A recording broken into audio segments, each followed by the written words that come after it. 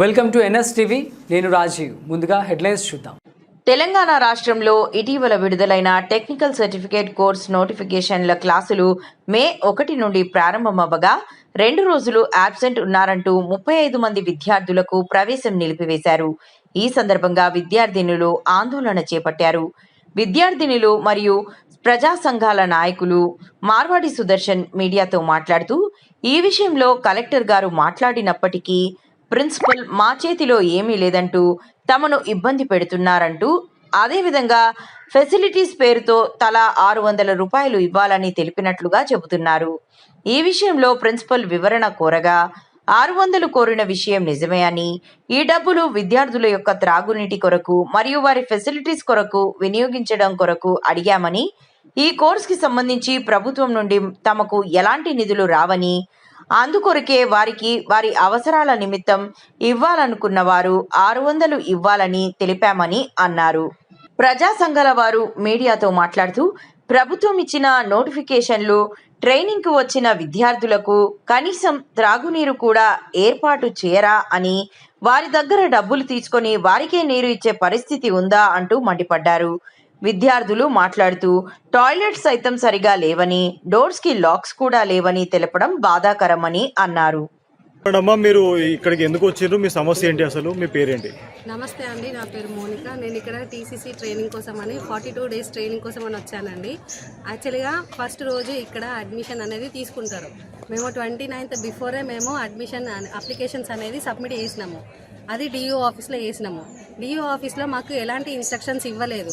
ఏంటంటే తర్వాత మీరు ఫస్ట్ రోజు జాయిన్ కాకపోయినా ఆ తర్వాత 2 రోజులకు వచ్చినా కానీ మిమ్మల్ని రిజెక్ట్ చేస్తాం, మిమ్మల్ని అడ్మిషన్ తీసుకోమని మాకు ఎవరు ఇన్ఫామ్ చేయలేదు. సో ఎలాంటి ఇన్ఫర్మేషన్ లేదు. ఫస్ట్ రోజు మేము ఏమనుకున్నామనంటే లేబర్ డే కాబట్టి ఆ రోజు హాలిడే ఉంటుంది, సెకండ్ రోజు వెళ్దామని చెప్పేసి మేము చాలా దూరం నుంచి ఆదిలాబాద్ నుంచి వచ్చిన వాళ్ళం ఉన్నాం సార్. చాలా దూరం జర్నీ చేయడం వల్ల హాస్టల్ వెతుక్కోవడం కొంచెం ఇబ్బంది అయింది ఇక్కడ సెట్ అవ్వడానికి. సో థర్డ్ రోజు ఇక్కడికి వచ్చాం సార్. థర్డ్ రోజు సండే, ఆ రోజు ఇక్కడ ఏదో మీటింగ్ ఉంది అని అన్నారు. సో ఆ మీటింగ్కి వచ్చిన తర్వాత మీరు ఈ రోజు కాదు నెక్స్ట్ డే రండి, మండే రోజు రండి అని అన్నారు. సో సరే అని మండే రోజు వచ్చాం సార్. మండే రోజు వస్తే మీరు 2 డేస్ రాలేదు అంటే ఫస్ట్ సెకండ్ రాలేదు, మిమ్మల్ని యాక్సెప్ట్ చేయము, మేము అడ్మిషన్ని రిజెక్ట్ చేస్తున్నామని క్లాస్ రూమ్లో పర్మిషన్ ఇచ్చారు సార్ ఫస్ట్. సరే మా ప్రాబ్లమ్స్ చెప్పుకున్న తర్వాత మీరు క్లాస్ రూమ్కి వెళ్ళండి, అక్కడ కూర్చోండి, రూమ్ నెంబర్ కూర్చోండి అని అన్నారు. అటెండెన్స్ తీసుకున్నారు. అటెండెన్స్ తీసుకున్నాక మధ్యలో వచ్చి మిమ్మల్ని అడ్మిషన్ క్యాన్సిల్ చేస్తున్నాం, బ్యాగ్స్ తీసుకొని వెళ్ళిపోండి, నెక్స్ట్ ఇయర్ చేసుకోండి అని చెప్పేసి అన్నారు సార్. సో తర్వాత మేము కిందికి వచ్చి మేడంని కన్సల్ట్ కూడా అయ్యాము. మార్నింగ్ 9 నుంచి 1 వరకు కూడా మేడం చుట్టే తిరుక్కుంటున్నాం సార్. అయినా మేడం యాక్సెప్ట్ చేయలేదు.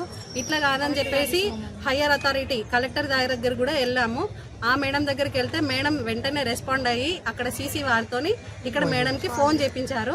సో ఫోన్ చేయించినాక కూడా మేడం మీరు ఇట్లా కాదు, మేము డీజీకి పంపిస్తాం, డిఓ నుంచి రావాలి అని చెప్పేసి అని అంటే మేము రిప్రజెంటేషన్ కూడా ఇచ్చాం సార్. ప్రతి ఒక్కరు కూడా అప్లికేషన్ పెట్టారు.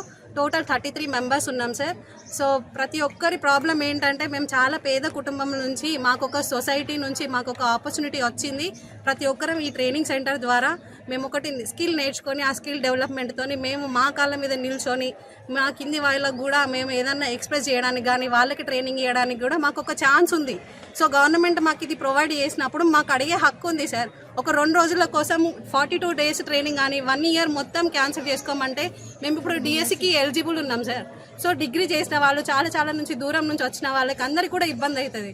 సో ఈ 2 డేస్ 1 డే అని కన్సిడర్ చేసి ప్రాబ్లమ్స్ని కన్సిడర్ చేయకుండా ఒక 1 డే లీవ్ కోసం మమ్మల్ని యాక్సెప్ట్ చేసి 1 డే కోసం 42 డేస్ని రిజెక్ట్ చేయడం కరెక్ట్ కాదు సార్. సో మేము డిఓ ఆఫీస్కి అయినా కానీ డీజీటీకి అయినా కానీ కలెక్టర్ ఆఫీస్కి కానీ ప్రిన్సిపాల్స్కి అందరికీ కూడా మేము చెప్పేది ఏంటంటే మా యొక్క సమస్యని మీరు వ్యతిరేకించకుండా మాతోని అంగీకరించి మమ్మల్ని యాక్సెప్ట్ చేయమని చెప్పండి సార్. క్లాస్ రూమ్స్కి ఎలా చేయమనండి, పోనీ మాన్యువల్ కన్నా తీసుకోండి మేడం, అంతవరకు ఎలా చేయకపోతే ఆన్లైన్ వచ్చేంత వరకు మాన్యువల్గా కూర్చుంటాం మేడం క్లాస్లో అంటే అవసరం లేదమ్మా, మీకు వచ్చినప్పుడే మేము రెస్పాండ్ అవుతాము, మీరు ఇప్పుడు ఇంటికి వెళ్ళిపోండి అని చెప్పేసి అని అంటున్నారు. ఎన్నిసార్లు రిక్వెస్ట్ చేసినా కానీ యాక్సెప్ట్ చేయట్లేదు సార్. సో దీన్ని బట్టి అందరు అధికారులు కూడా మాతో సహకరించి మాకు హెల్ప్ చేయాల్సిందిగా కోరుకుంటున్నాం. ఇప్పుడు మీరు నిన్న కలెక్టర్ గారిని కలిసారు కదా, కలెక్టర్ గారిని కలిసినప్పుడు సీసీ గారు చెప్పినప్పటికీ ఇక్కడ ఏం చెప్పిండ్రు అక్కడ మీరు సీసీ గారు ఇక్కడికి మాట్లాడిందని చెప్తున్నారు. ఇప్పుడు మరి సీసీ గారు మాట్లాడిన వచ్చిన తర్వాత మేడం ఏమంటున్నారు మళ్ళీ మిమ్మల్ని? మేడం లోపలికి అలౌ చేయలేదు సార్. అక్కడికి వెళ్ళేసరికి మేము అందరం అక్కడ నుంచి తీసుకుని వచ్చిన తర్వాత లోపలికి వెళ్ళితేనే బయటికి వెళ్ళండి, లోపలికి రాకండి, మీరు రావాల్సిన అవసరమే లేదు అనేసి అన్నారు. మిమ్మల్ని ఎవరైనా డబ్బులు అడిగారా ఇక్కడ? డబ్బులు ఇండివిజువల్గా లెటర్స్ అవన్నీ రాసి ఇచ్చాము మేము. వాటర్ ఫెసిలిటీస్ కోసం మిమ్మల్ని డబ్బులు అడిగినట్టుగా అడిగారు. ఎంతో మమ్మల్ని అడగలేదు సార్, మమ్మల్ని అడగలేదు సార్, ఎందుకంటే మాకు అడ్మిషనే లేదన్నారు. మిగతా వాళ్ళు మాకు చెప్పారు అన్నట్టు ఇక్కడ 600 పే చేయాలి అని చెప్పేసి వేరే వాళ్ళు చెప్పారు. సో ప్రేయర్ లో ఇన్స్టాల్ చేశారు. మాకు ఇండివిజువల్ గా అయితే ఏం చెప్పలేదు సార్. మేము అడ్మిషన్ కోసమనే మేము ఇంతవరకు కూడా బాధపడుతున్నాం. చాలా 2 days నుంచి కూడా మేము కలెక్టర్ ఆఫీస్ కి ఇక్కడికి తిరుగుతూనే ఉన్నాం సార్, కానీ ఎవరు ఎలాంటి రెస్పాండ్ ఇవ్వట్లేదు. ఇప్పుడు వస్తుంది అప్పుడు వస్తుంది అని డిలే చేస్తూనే ఉన్నారు సార్. మమ్మల్ని అక్కడికి ఆఫీస్ సరౌండ్స్ లో కూడా వెళ్ళనివ్వకుండా ఇదే చెట్ల కింద ఇక్కడనే నిలబెట్టడం అనేది జరుగుతుంది సార్. నిన్న ఇవాళ 2 days నుంచి ఇక్కడనే నిలబెడుతున్నాం సార్. అయినా కూడా ఎలాంటి రావట్లేదా? ఇవాళ కూడా ఇక్కడికి వచ్చిన తర్వాత గేట్ అవుట్ వెళ్ళండి, అక్కడనే ఉండండి, లోపలికి రాకండి అనేసి వాళ్ళు మాట్లాడుతున్నారు సార్. కలెక్టర్ ఆఫీస్ పోయినారు కాబట్టి అవును సార్, పోయినందుకు మీకు పనిష్మెంట్. ఇప్పుడు మీరు ఏదైతే కోర్స్కి వచ్చిందో మరి ఈ కోర్స్కి సంబంధించి గవర్నమెంట్ నుంచి అంటే మీకు ఏమేమి వస్తాయి దీంట్లో? సర్టిఫికేట్ వస్తుంది సార్ మాకు. మీకు ట్రైనింగ్ కి సంబంధించిన మెటీరియల్ ఏమని ఇస్తారా? లేదు సార్, అది మేము బయట నుంచే కొనుక్కోవాలి ప్రతి ఒక్క మెటీరియల్. 32 రికార్డ్స్ ఉంటాయి టైలరింగ్ కి. మాకు ఆర్ట్స్ కూడా ఉంటాయి సార్, అవి మేము బయట నుంచి అన్ని కొనుక్కోవాలి సార్. ఓన్లీ జస్ట్ ట్రైనింగ్ అంతే, ట్రైనింగ్ మాత్రమే ఇస్తున్నారు సార్. మిగతాన్ని మేము బయట నుంచి ఎన్రోల్ చేసుకోవాల్సింది. ఇంకా హాస్టల్ ఫీజు కూడా కట్టుకునే అవును సార్, మేము దూరం నుంచి వాళ్ళు రిటర్న్ అడుగుతా కూడా వాళ్ళు గద్దరిస్తున్నారు సార్. మా మాట వినట్లేదు. మీరు ఎందుకమ్మా పే చేసిండ్రు అలాంటప్పుడు అని మా పైన సీరియస్ అవుతున్నారు. ఇటు మేము 40 days ట్రైనింగ్ లాస్ అవుతున్నాం, హాస్టల్ ఫీ కూడా లాస్ అవుతున్నాం సార్. 5000 మినిమం ఫ్యామిలీకి 5000 అంటే చాలా పెద్ద విషయం సార్. అది మీరు చివరిగా ఏం కోరుకుంటున్నారు?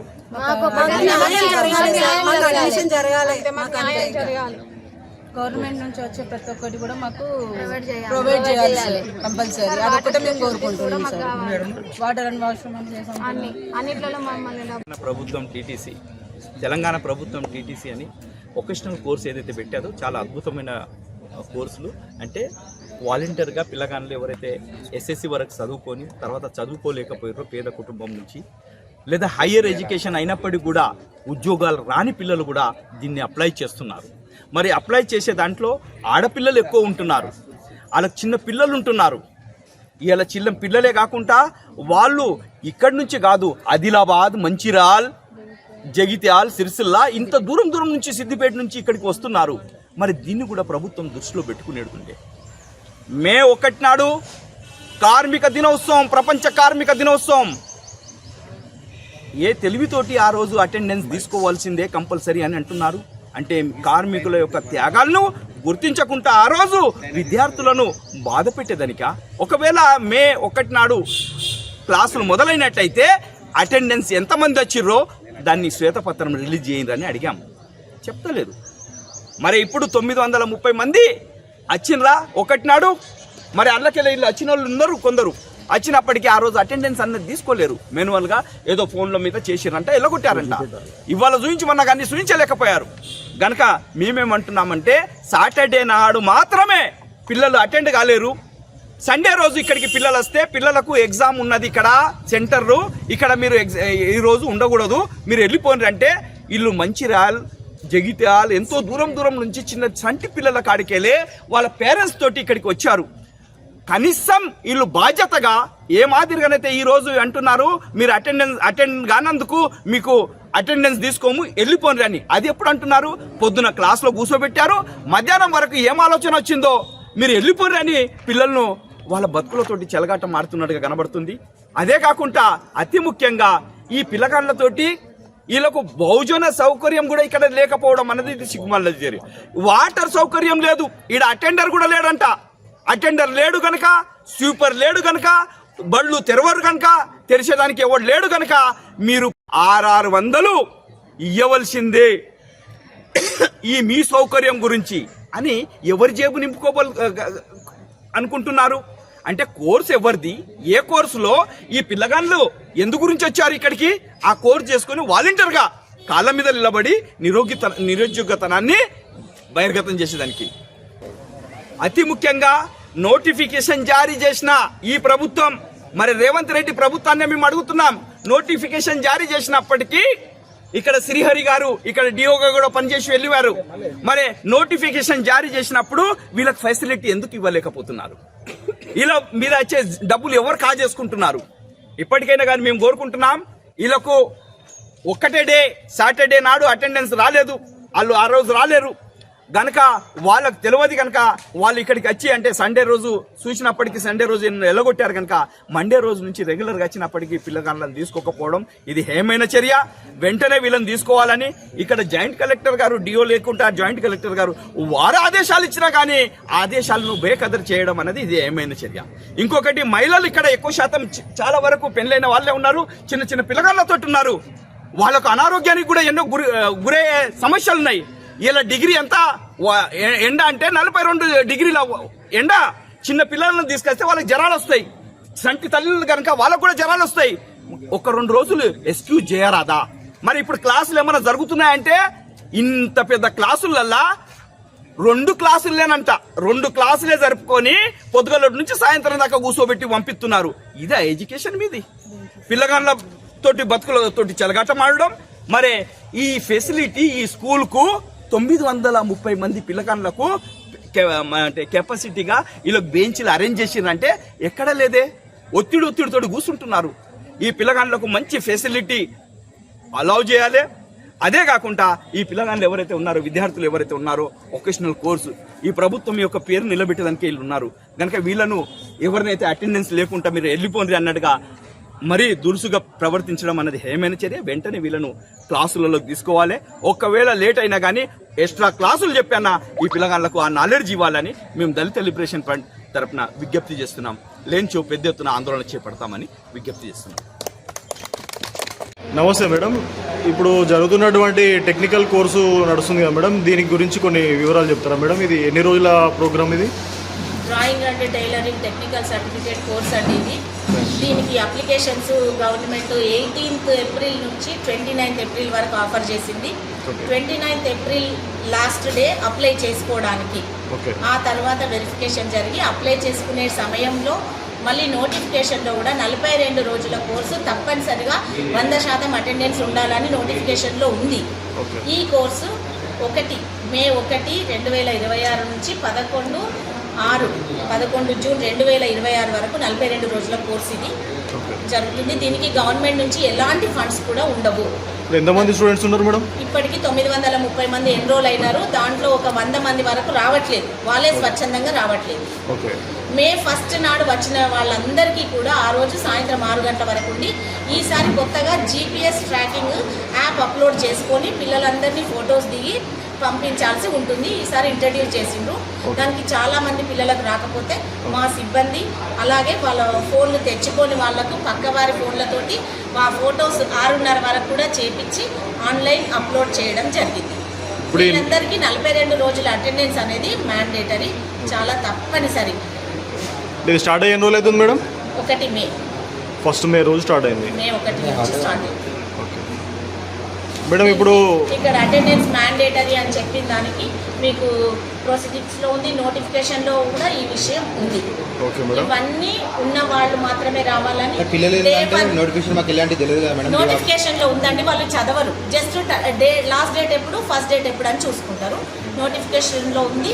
మళ్ళీ వాళ్ళు ఇప్పుడు జనరల్గా చెప్పినవి గుర్తు పెట్టుకోరు. ఆఫీస్లో అప్లై చేసినప్పుడు కూడా 42 రోజులు అటెండ్ కావాలమ్మా అని చెప్పిండ్రు.